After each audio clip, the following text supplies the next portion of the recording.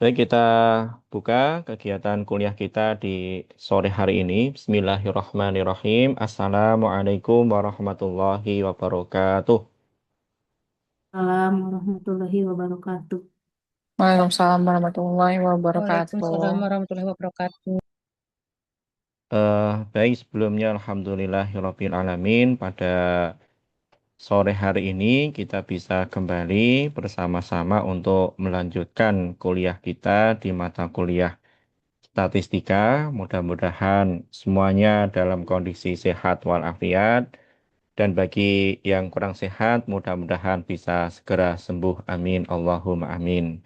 Baik, sebelum kita mengadakan diskusi utama dalam perkuliahan hari ini, mari kita awali dengan berdoa. Berdoa dipersilahkan. Bismillahirrahmanirrahim. Rabbis. Berdoa selesai. Baik teman-teman sekalian, jadi kalau kita sudah menganalisis data, khususnya uji MANOVA. Jadi uji MANOVA itu fungsi utamanya adalah melihat ada tidaknya perbedaan di situ. Kemudian ada bagian apa namanya, di bagian paling kanan tabel MANOVA itu adalah partial eta square.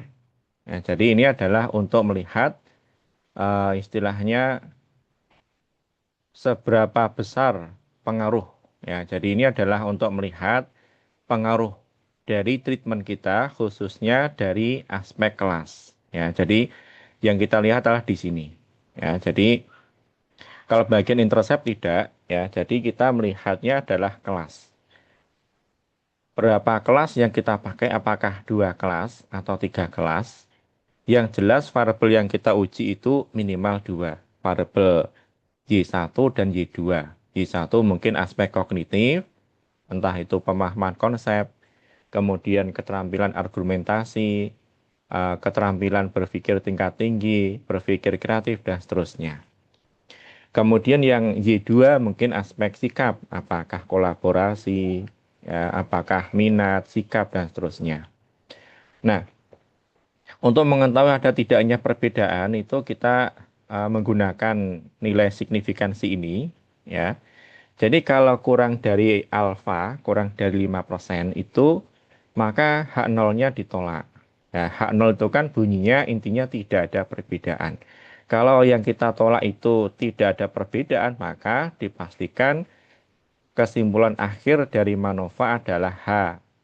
H alternatifnya itu yang diterima atau ada perbedaan signifikan ya secara statistik, mungkin keterampilan berpikir kreatif dan keterampilan apa namanya, dan kolaborasi misalkan antara kelas pembelajaran X1 dengan kelas pembelajaran X2 di situ secara simultan.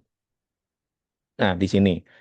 Nah, kemudian berapa besar pengaruhnya kita lihat dari partial eta square. Ini sudah pernah kita bahas juga. Jadi di bagian atas ini ada bagaimana kita menginterpretasikan apakah pengaruhnya itu kecil, sedang, atau besar. Nah, kalau lebih dari 0,14 atau lebih lah, itu masuk kategori efeknya itu besar.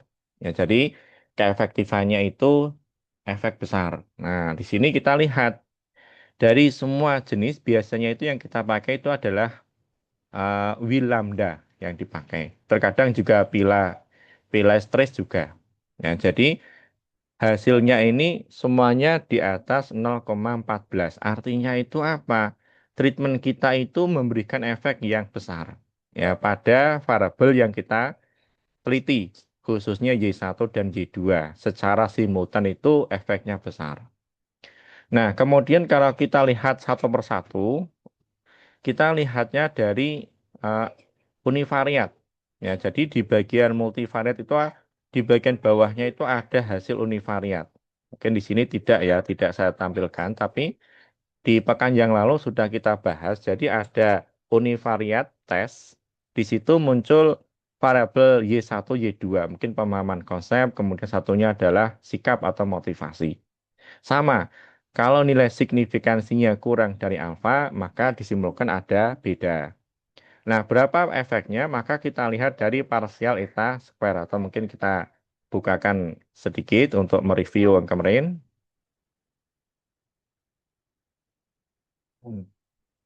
Nah, ini yang kemarin kita lihat di bagian output yang univariat test.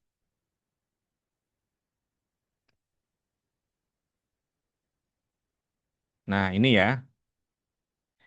Hmm. Jadi yang kita lihat adalah aspek sumbernya adalah kelas. Jadi di sini kelas. Kemudian ini kita lihat Y1-nya kognitif, Y2-nya adalah sikap. Ya, nah di sini nilainya signifikansinya adalah nol semua, artinya kurang dari alfa. Artinya H0-nya pada uji kognitif dan juga aspek sikap itu H0-nya ditolak semua. Artinya pada perbedaan kelas itu ya membuat perbedaan hasil belajar aspek kognitif maupun aspek sikap. Nah, berapa besar efeknya dilihat dari sini. Ya, kalau apa namanya? Ini jadi bahasanya itu pengaruh secara satu persatu, parsial. Ya, kalau yang tadi itu adalah pengaruhnya adalah secara simultan. Itu bedanya seperti itu. Ya. Nah, kembali ke sini kita akan. Nah, untuk hari ini kita akan bagaimana cara untuk menggambarkan ya secara grafik atau secara visualisasi karena akan memudahkan orang di dalam apa namanya dalam melihat efeknya. Nah, kita akan menggunakan versi yang offline. Sudah dicoba semua teman-teman aplikasinya untuk dijalankan bisa bekerja nggak atau bisa dijalankan di laptopnya masing-masing? Kalau saya seperti ini ya. Kelihatan aplikasinya teman-teman? Iya, Yang saya Pak. ya. Kelihatan. Ye. Nah, jadi ini sebenarnya bisa untuk uji macam-macam. Cuma kita yang kita lihat pada bagian kita sesuai dengan kepentingan tesis itu kan di rumusan ketiga itu adalah bagaimana keefektifan ya dari implementasi macam-macam itu kan dari implementasi modul ajar, ada implementasi media, implementasi LKPD dan seterusnya terhadap variabel terikat Y1 dan Y2. Nah, sebelum ke situ kita lihat dulu panduannya secara sekilas biar tahu dulu.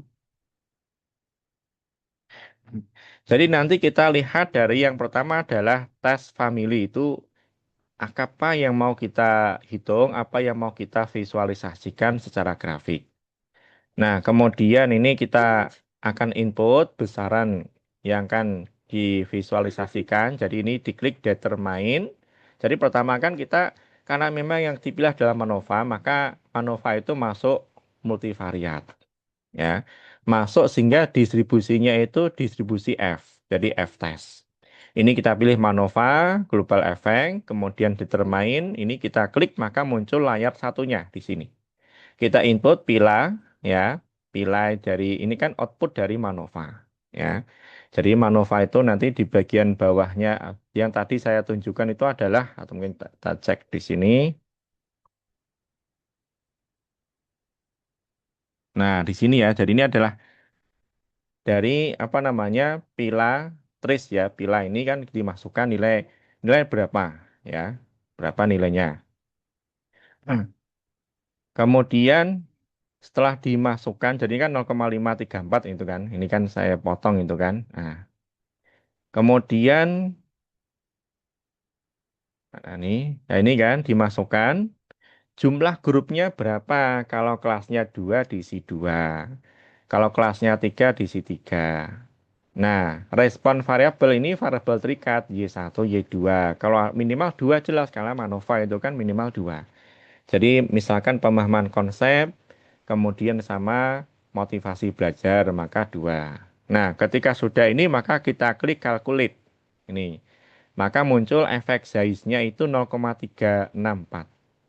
Ya, jadi efek Zeiss-nya dari aspek Pillay, ya Pillay trace itu kategorinya sudah di atas 0,14, artinya efeknya ini sangat besar juga.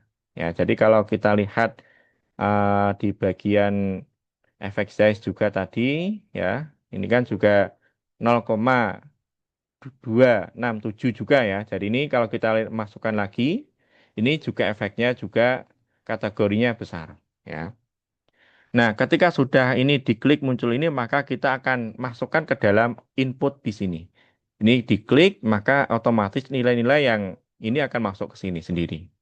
Efek CS-nya 0,364, ya, kemudian alpha errornya itu adalah 5%, sehingga powernya untuk menolaknya adalah 0,95 atau 95%. Jumlah kelompoknya 3, respon variabelnya 2. Kemudian kita calculate, maka muncul output di sini. Ya. Nah, kemudian ketika sudah diklik ini, sekaligus outputnya keluar juga disertai dengan grafik ini. Ya, grafiknya akan keluar. Nah, kemudian tinggal diklik kanan, copy plot to di board, ya maka bisa kita copy paste di Word masing-masing untuk bagian dari analisis data di situ. Nah, kemudian di sini outputnya, jadi efek size-nya 0,364, nilai ini efeknya besar, sesuai dengan Cohen F, ya. Jadi Cohen untuk yang multivariat, itu. Kemudian kalau kita lihat dari Cohen F itu ada panduan tersendiri nanti di bagian bawah juga sudah muncul ya. Intinya kalau lebih dari 0,4 itu kategori besar. Kemudian alfa 5% itu artinya kita menggunakan alfa yang default, artinya kesepakatan dalam ilmu sosial, alfa itu 5%. Artinya apa? Kita untuk mengambil keputusan itu kemungkinan apa namanya ada kesalahan itu adalah 5% kesalahannya di situ. Kemudian kekuatan atau power itu adalah satu min beta error yaitu 0,95%. Artinya apa namanya target kekuatan uji itu adalah 95%. Artinya untuk mengujinya itu keyakinan kita adalah yakin betul itu adalah 95%. Ya, jadi dalam setiap penelitian itu kan membutuhkan level atau interval keyakinan hasilnya gitu. Jadi kita masih ada kesalahan di situ. Kemudian jumlah grup ada 3 jelas sesuai dengan konteks yang diteliti. Kalau ini misalkan 3 3, kalau 2 2 ya. Variabel respon terikat ini 2. Kemudian ini otomatis ya. Critical thinking juga otomatis. Kemudian ini juga otomatis terisi. Total size-nya 30. Ini artinya apa namanya kalau kita bagi ke 3 kelompok maka 10 10 ya. Kemudian aktual powernya juga terhitung otomatis 0,964. Ini daya aktualnya sekian ya. Artinya kalau kita buat presentasi ya 96,4% itu mendeteksi efek yang benar-benar ada di situ. Kemudian pilastrase 0,534 ini menunjukkan efek multivariat yang cukup kuat. Nah, di sini nanti ini masuk di bagian teman-teman dalam menginterpretasikan data riset masing-masing. Nah, kemudian actual power ya, jadi di bagian output G power itu kalau nilainya apa namanya 0, ini ya jadi kalau kurang 0,8 itu ya kurang memadai ya, tidak bagus lah di situ. Nah, kemudian lebih dari 0,8 itu memadai, lebih dari 0,9 itu kuat, lebih dari 0,95 itu dayanya sangatlah kuat. Nah, di situ. Jadi output dari G power untuk melihat apa namanya kekuatan nyata ya dari treatment kita secara statistik. Nah, kemudian Cohen F itu dari bagian atas itu kan nilainya ini ya, jadi 0,4 lebih ya sama dengan lebih sama dengan atau lebih itu adalah efeknya besar. Jadi berbeda dengan eta square. Kalau eta square kan 0,14. Kalau di sini apa namanya lebih jauh lagi untuk membuktikan, menguatkan itu lebih besar tuh 0,4. Ini untuk Cohen F. Nah, rumusnya apa? Ini dari F, ya, Pilih trace tadi dibagi dengan S min V. Ya. Nah, S min V ini apa? Ini adalah P kemudian dengan G apa namanya? G min 1, ya, grup min 1. Jadi ini P adalah jumlah variabel dependent. Variabel yang terikat itu kan 2. Kemudian kelompoknya di sini ada 3. 3 min 1 ketemu 2. Ya. Sehingga apa namanya? S-nya kan 2. Jadi 22 ya. Kita masukkan ini 0,534 dengan apa namanya 2. Di sini kan ketemunya 2 minimal itu kan. Dikurangi dengan nilai F-nya ketemu 0,364. Ini kita tidak usah menghitung. Kenapa? Karena di aplikasi sudah ngitung sendiri. Ya. Kemudian kalau ini kita apa namanya di akar, maka ketemu efek Cohen. Ya, Cohen untuk F 0,364 ini kalau kita akar itu 0,604. Nah, di sini.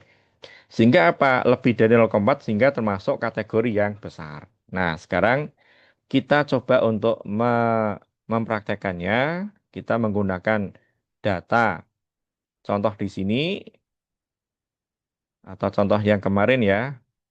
Kalau ini kan 0,534 ya. Ini dari data yang kita hasilkan di sini ya 0,534 ini ya 0,534 kita masukkan di aplikasi Gpower. Jadi langkah pertama ini memang fungsinya banyak ya, tapi kalau konteks riset kita menggunakan uji F ya.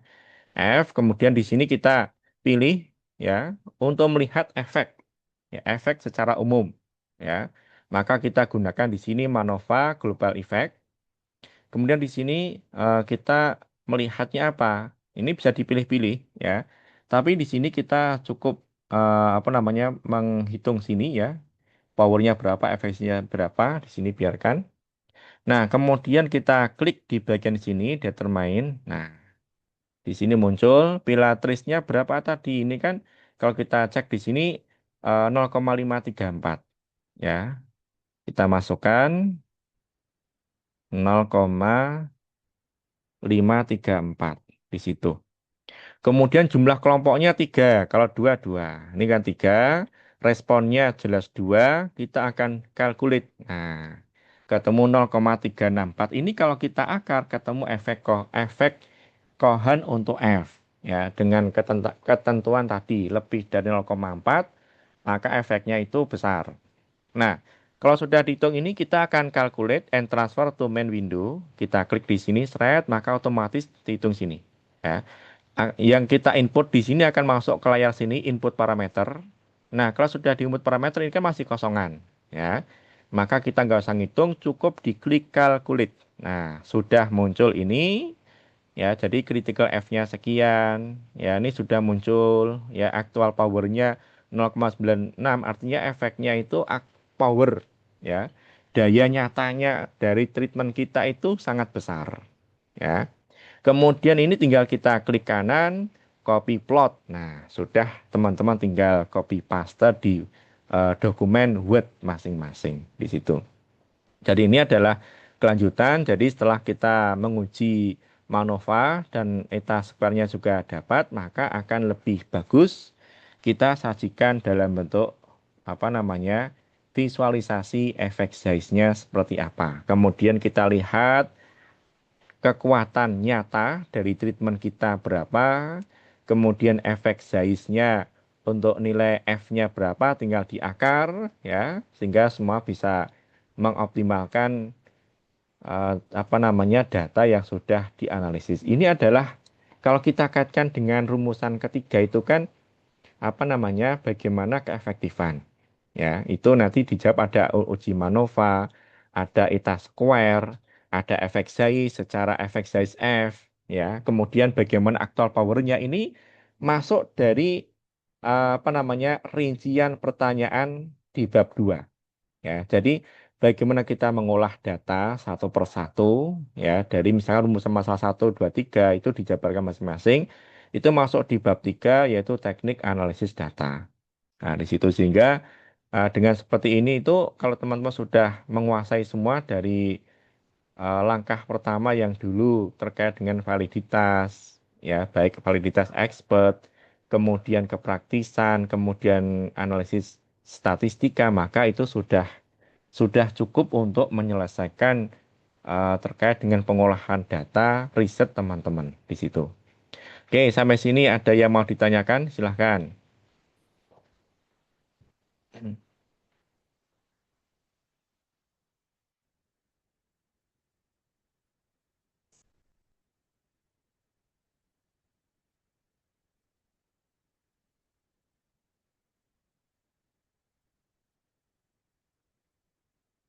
Ini materi sudah ada di Bismart ya, termasuk juga aplikasi. Nanti silahkan dipraktekkan.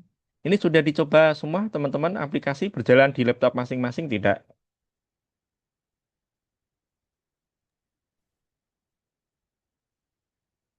Belum, Pak, baru selesai diinstal.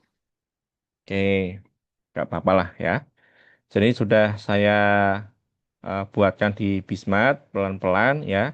Jadi kita hari ini tuh masuk di materi ini, efek size dan visualisasinya. Seperti biasa nanti apa namanya dikerjakan tugasnya. Jadi tugasnya ini melanjutkan yang kemarin kan sudah dapat data ya. Nanti silakan dari output Manova dari data itu silakan dicoba dimasukkan di aplikasi G-Power di situ. Memang aplikasi itu banyak nggak cuma ini, ada versi yang modelnya itu apa namanya versi online juga ada. Mungkin saya coba masih nyimpen nggak nih? Nah di sini. Nah di sini juga masuk juga bisa kita coba. Cuma yang sini kan jelas aplikasinya online. Kita lihat apa kalau Manova itu masuknya adalah F-Power ya. Jadi F itu jenisnya adalah untuk yang Manova. Nah, di sini kita klik. Nah, tinggal kita apa namanya dimasukkan ya besarannya masing-masing, efeknya dan seterusnya, efeknya ingin seperti apa. Nah, di sini ini adalah variansi kelompok satu banding kelompok 2 ya. Jadi variansi kelompok eksperimen dibagi variansi kelompok kontrol. Misalkan kok ketemunya 1,15 tinggal dikalkulit cerit di sini, maka sudah muncul kayak gini juga. Nah, jadi persis dengan ya menggunakan apa namanya key power.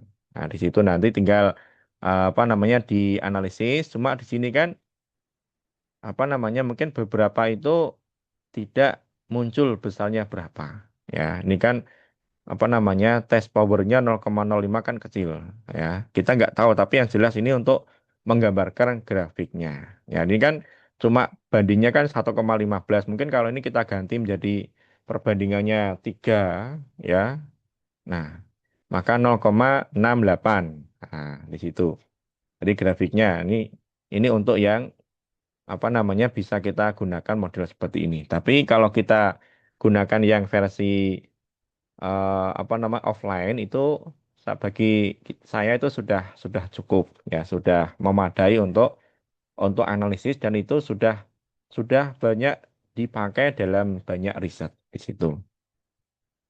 Oke, silahkan kalau ada lagi yang mau bertanya.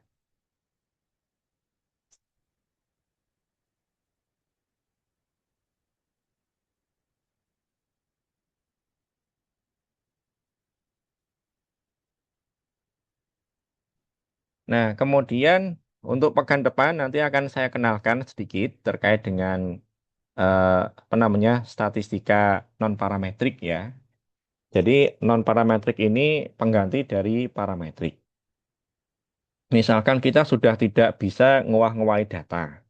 Ya, misalkan data sudah mentok, kok data memang tidak normal, maka kita selesaikan dengan non parametrik. Di SPSS juga sudah ada.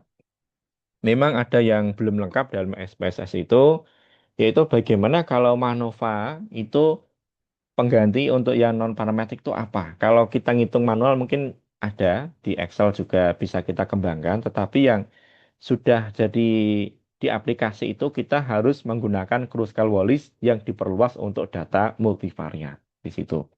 Mungkin ini belum, nanti pekan depan akan kita kenalkan di aplikasi SPSS seperti apa. Jadi yang jelas kalau data sudah tidak bisa direduksi dari mentok adalah mungkin sampai 15 ya. Itu solusi terakhir adalah mengganti dari MANOVA atau uji T itu menjadi uji non parametrik. Nah, nanti teman-teman untuk beberapa referensi sudah saya masukkan di bagian sini ya, di bagian Bismat bagian awal ya, itu ada referensi bahan ajar statistika. Nanti mungkin saya juga akan kelompok compile semua dari LK yang sudah kita kerjakan. Jadi ada dua artikel yang saya muat di sini. Yang bagian pertama adalah sampel Zeiss, ukuran sampel untuk riset ya. Kalau kita buka, nah di sini ini adalah menjelaskan ukuran minimal dalam riset secara umum, ya. Nah, di sini kita tunjukkan secara prakteknya. Nah, di sini ya. Jadi variabel itu untuk independen. Nah, dalam model itu respondennya berapa itu adalah 15 sampai dengan 20, ya. Jadi 15 sampai 20 itu yang jadi 15 atau 20 ya.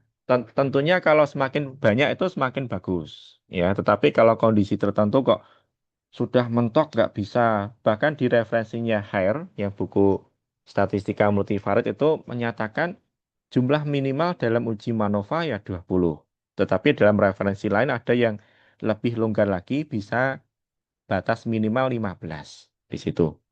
Nah, ini adalah untuk uji statistika. Kemudian untuk uji kalibrasi item soal, ini juga saya sudah muatkan di artikel sini, minimal, bentar ya, si proses.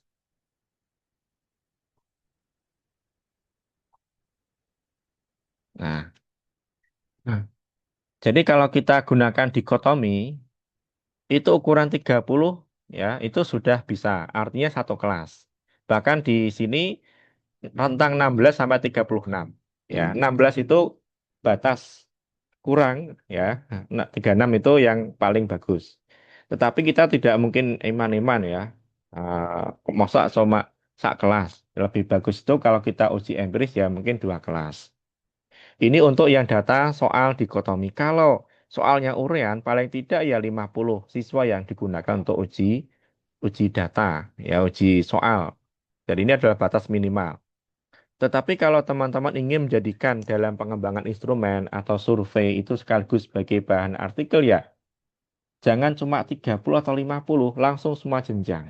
Di situ. Kalau ingin bagus lagi membandingkan komparasi antara SMPX dengan SMPJ ya. Atau mungkin bisa selevel kabupaten ya, atau mungkin di lingkup MGMP. Nah, di situ sehingga datanya itu kalau dibuat artikel itu ya menjual di situ. Tapi kalau kita mau survei, dan kita survei cuma dua kelas, kita bunyikan ya tidak bisa mewakili secara populasi di situ. Tetapi kalau konteks riset pengembangan, apakah pengembangan instrumen itu 30 untuk soal pilihan ganda itu sudah cukup. Ya, 50 untuk soal urean itu juga sudah cukup. Ya, jadi ini untuk alasan misalkan besok kok datanya direduksi sampai sekian atau minimal sekian sudah punya referensi. Kalau buku utamanya ada di sini, ini adalah bukunya Hare. Ya, ini adalah ibaratnya buku yang menjadi rujukan dalam analisis data secara multivariat. Situ. Ini adalah panduan-panduan macam-macam. Nanti insya Allah apa namanya mungkin akan saya kompilasikan semua ya. Jadi apa namanya materi semua LK ini akan saya compile menjadi sebuah panduan nanti bisa dipakai untuk rujukan di dalam pengolahan data. Ya, jadi punya rujukan mungkin dari nama saya, kemudian saya akan buat cover sehingga menjadi seperti seakan-akan seperti buku di situ. Baik, sampai sini siapa yang ingin bertanya atau hal-hal yang akan didiskusikan silahkan. Izin Pak bertanya. Ye, monggo Bu Indah. Kebetulan ini untuk tesis saya itu menggunakan pengujiannya dengan soal uraian, Pak, karena keterampilan argumentasi ini. Heeh. Eh, Berapakah minimal soal yang digunakan? Kemudian berapa jumlah minimal uji untuk yang uji terbatasnya? Itu Mm-mm. aja dulu, Pak. Nggih. Terkait dengan jumlah item, ini sesuaikan dengan kajian teori. Ya. Jadi keterampilan argumentasi itu kan punya rujukan teoritis, punya dimensinya berapa. Misalkan kok dimensinya ada 4 di situ. Maka minimal ya 4 itu kita kembangkan menjadi soal. Maka paling simpel satu dimensi satu soal, tetapi kadang itu ya nggak cukup. Ya, karena ini harus uraian, maka ya mungkin satu pertanyaan bisa dua. Nah, di situ. Nah, dalam konteks pengembangan juga sama. Kalau konteks pengembangan itu justru diupayakan jumlahnya lebih banyak daripada soal yang mau dipakai dalam riset. Di situ. Nah, jadi misalkan satu indikator satu dimensi dikembangkan 3 dan keterampilan argumentasi itu ada 4, maka ya 12 soal yang digunakan dalam pengembangan instrumen. Nah, kemudian berapa jumlahnya? Kalau soalnya politomi tadi sudah jelas di panduan itu minimal 50. 50 siswa yang digunakan untuk uji empiris soal. Di situ itu minimal. Lebih dari itu ya tentu lebih bagus. Nah, di situ. Gitu ya Bu Indah ya. Baik, Pak. Jadi 50 orang minimal untuk diuji luasnya ya, Pak. Uji Uji empiris. terbatas ya, uji Ya, empiris. uji empiris Nah, soal. nanti kalau di uji lapangannya, saya hanya menggunakan satu kelas eksperimen, satu kelas kontrol, bagaimana, Pak? Dalam satu kelas hanya ada 38 anak ini. Hmm. Bentar, uji luasnya gimana Bu? Saya belum paham. Tadi kan konteks pengembangan instrumen itu seperti itu ya. Oh Jadi iya, iya. dimensinya ada berapa? Setiap dimensi kita kembangkan 2 soal misalkan di situ. Nah, kemudian kalau soalnya adalah pilihan ganda, maka minimal 30. Kalau soalnya adalah uraian, maka minimal 50. 50 yang digunakan dalam uji empiris soal. Tetapi kalau konteksnya adalah untuk penelitian teruji terbatas, kelas eksperimen pertama, kelas terbatas itu kan, maka desainnya butuh desain one group pretest post test. Nah, di situ. Nah, karena dia masuk dari uji statistika, maka minimal ya tadi 15 atau 20 siswa dalam satu kelas. Nah, kalau satu kelas kok ada 32, maka kalau 32 itu memenuhi syarat semua, artinya distribusinya normal, maka langsung langsung pakai uji T berpasangan atau parity test yang sudah kita pelajari pada pekan-pekan yang lalu. Ya, jadi ini kan sudah ya. Jadi kalau uji statistik, uji pretest post test itu minimal sampelnya bisa 20. Tapi kalau 20 kepepet kok nggak memenuhi syarat, kita bisa reduksi sampai 15. Nanti silakan bisa menggunakan referensi yang ada di artikel tersebut. Artinya dimodifikasi sesuai dengan konteks riset masing-masing di situ. Kalau uji luas, artinya kita sudah menggunakan lebih dari satu kelas. Ada kelas kontrol, ya. Yang kita ukur apa? Variabelnya dua, aspek kognitif sama aspek sikap. Maka olah datanya pakai MANOVA di situ. Nah, sama halnya dengan tadi, maka jumlah minimal sampelnya berapa? Semakin banyak, semakin bagus. Tetapi kita nggak bisa menjanjikan apakah semuanya itu memenuhi asumsi dalam uji perasa atau tidak. Kalau tidak, maka kita tekniknya adalah reduksi. Data yang ekstrim, artinya data yang pencilan yang mencurigakan, kok rata-rata itu kok nilainya 70 misalkan. Kok ada nilai kok siswa nilainya kok cuma 15 atau 10. Nah, itu nilainya dibuang. Atau ada nilai yang sangat bagus sekali kok nilainya 98, padahal rata-rata cuma 68 misalkan. Nah, itu bisa dihilangkan. Kenapa? Karena membuat data itu menjadi melanggar dalam asumsi MANOVA di situ. Itu Bu Indah. Pak, satu lagi ini untuk pengolahan data di eh, kalau biasanya kan banyak kan pilihan ganda ya, Pak. Mm-mm. Nah, ini kalau untuk soal urean Saya lupa lagi nih menggunakan teknik apa ya, Pak? Ya, jadi kalau soalnya adalah urean, kita juga bisa gunakan dua-duanya, maupun pendekatan klasik itu menggunakan SPSS juga bisa, atau menggunakan pendekatan modern yang pakai aplikasi Quest. Nah, di situ. Jadi kalau Quest itu artinya kita menggunakan pendekatan modern, item response theory. Nah, untuk yang model soal urean, model rasnya itu menjadi partial credit model. Nah, di situ ini masuknya di bagian pengembangan instrumen. Itu bukan apa namanya di luar pembahasan detail di mata kuliah statistika. Jadi masuk di bagian mungkin di bagian metodologi penelitian atau mungkin masuk di mata kuliah penilaian evaluasi pembelajaran itu mungkin dijelaskan. Tapi kalau eh, soalnya pilihan ganda, IRT-nya namanya model RAS. Tapi kalau soalnya urean, datanya politomi, soal itu namanya PCM, Partial Credit Model. Nanti dipelajari saja, caranya juga hampir sama, cuma sintaknya agak berbeda. Ya, sintak untuk pilihan ganda itu berbeda sintak untuk soal urean. Kalau yang dikembangkan atau dianalisis adalah soal ya atau angket, itu namanya rating apa namanya rating scale model. Nah, di situ. Jadi tetap dia dia masuknya adalah model RAS di situ. Gitu Bu Indah. Baik, Pak. Terima kasih. Oh ya, Pak. Kalau untuk tadi yang apa selai urean itu ada contohnya nggak, Pak, untuk penggunaan dari pengaplikasiannya seperti sintaknya tadi yang sesuai yang Bapak sampaikan? Sudah ada di panduan. Nanti silakan dicoba dulu.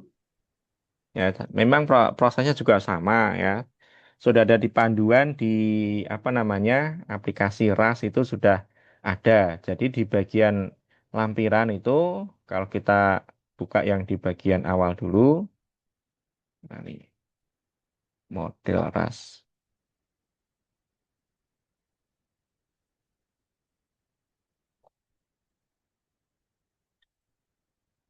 Nah, di bagian belakang ini ada sintak-sintak untuk pilihan ganda, untuk angket, gitu kan? Kemudian untuk urean, nah seperti ini. Nanti silakan dicoba, ya. Hmm. Oke, baik, Pak. Itu di pertemuan keempat itu ya, Pak, model RAS nanti ini buat dibuka-buka lagi. Iya, di bagian sudah ada semua. Cuma yang saya contohkan itu adalah sintak untuk pilihan ganda. Tapi nanti silakan dimodifikasi bagaimana sintaknya itu untuk yang bentuknya adalah urean atau data politomi di situ. Gitu Bu Indah, Iya, bisa Pak. dipahami ya? Terima Oke. kasih, Pak. Ada lagi teman-teman?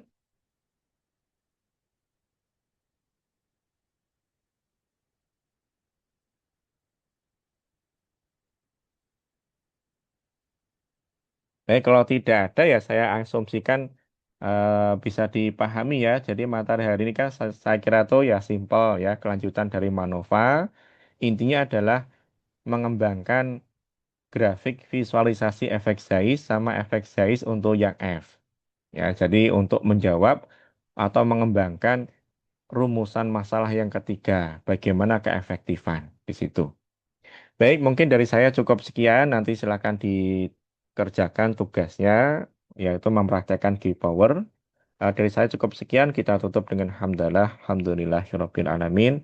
Terima kasih dan wassalamualaikum warahmatullahi wabarakatuh. Waalaikumsalam warahmatullahi wabarakatuh. Terima kasih, Pak. Terima Oke, kasih sama-sama. Pak. Terima kasih, Pak.